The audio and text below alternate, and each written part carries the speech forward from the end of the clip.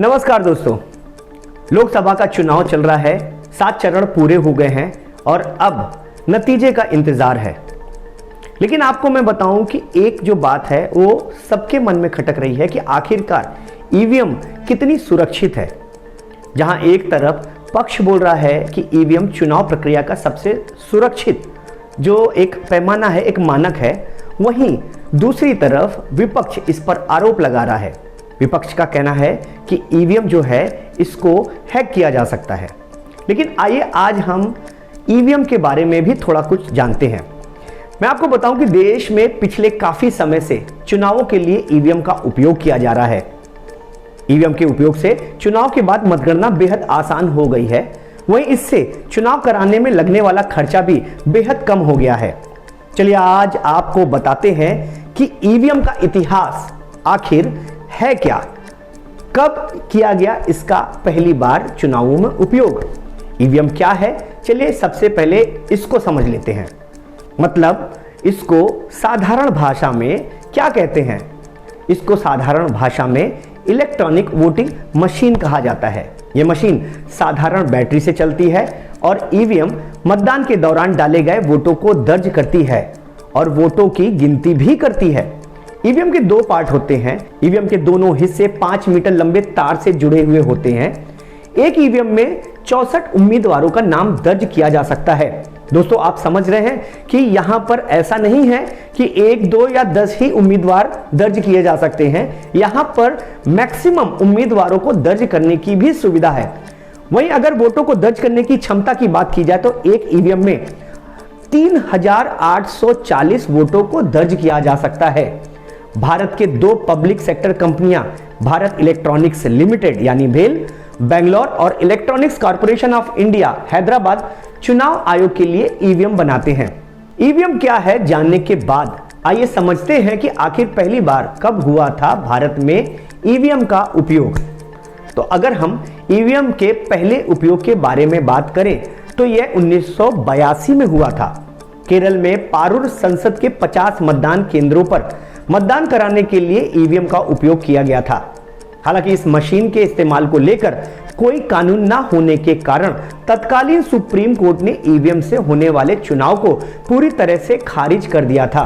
दोस्तों ये चीज जानना बहुत जरूरी था क्योंकि पहला जो ईवीएम से चुनाव कराया गया था उसको सुप्रीम कोर्ट ने खारिज कर दिया था क्योंकि इस प्रक्रिया को लेकर के पूरी तरह से जो मालूमात नहीं थी, लोगों को पता नहीं था आखिरकार प्रक्रिया होती कैसे है।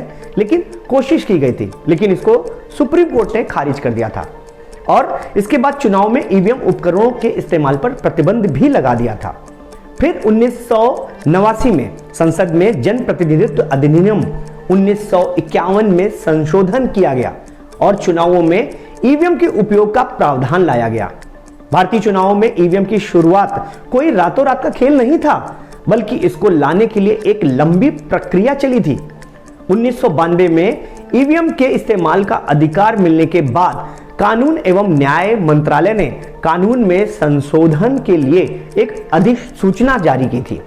इसके बाद भी 1998 में ईवीएम के इस्तेमाल पर सहमति बनी। मतलब आप समझिए कि तकरीबन जो ईवीएम की शुरुआत और जो सहमति बनी उसमें तकरीबन 16 साल का वक्त लगा। उसके बाद ईवीएम को एक्सेप्ट किया गया। इसी साल मध्य प्रदेश, राजस्थान और दिल्ली की 25 संसदीय सीटों पर चुनाव हुए। 1999 में 45 सीटों के चुनाव में भी ईवीएम का इस्तेमाल हुआ था। 2000 के बाद देश में सभी लोकसभा, विधानसभा और उपचुनावों में ईवीएम का इस्तेमाल बढ़ने लगा। 2001 के बाद तीसरी लोकसभा और 110 से अधिक विधानसभा सीटों पर ईवीएम का इस्तेमाल किया गया। चलिए अब जानते हैं कि आखिर बैलेट पेपर की जगह पर ईवीएम की जरूरत भारत में पड़ी ही क्यों। दरअसल 1957 के लोकसभा चुनाव में भारतीय लोकतंत्र में बूथ हाईजैकिंग जैसी कई समस्याएं पहली बार सामने आईं। यह घटना बेगूसराय जिले के मटिहानी विधानसभा क्षेत्र के रचियाही इलाके में भी हुई थी। बूथ हाईजैकिंग शब्द ने 1970 के और 1980 के दशक में सुर्खियां बटोरी थी। इस अवधि के दौरान चुनाव में भाग लेने वाले राजनीतिक दलों और उम्मीदवारों की संख्या में काफी वृद्धि भी हुई थी। धीरे धीरे चुनाव आयोग चुनावी प्रक्रिया में सुधार करता रहा। इस संबंध में सभी दलों की सहमति के बाद ईवीएम यानी इलेक्ट्रॉनिक वोटिंग मशीन को पेश किया गया। इस प्रकार ईवीएम भारतीय चुनाव प्रणाली का एक महत्वपूर्ण हिस्सा बन गया। दोस्तों, अब समझ गए होंगे कि आखिर ईवीएम को क्यों लाया गया। वहीं 4 जून को आने वाले नतीजों पर भी हमें विश्वास करना पड़ेगा और वाकई ईवीएम एक सुरक्षित मशीन है। नमस्कार।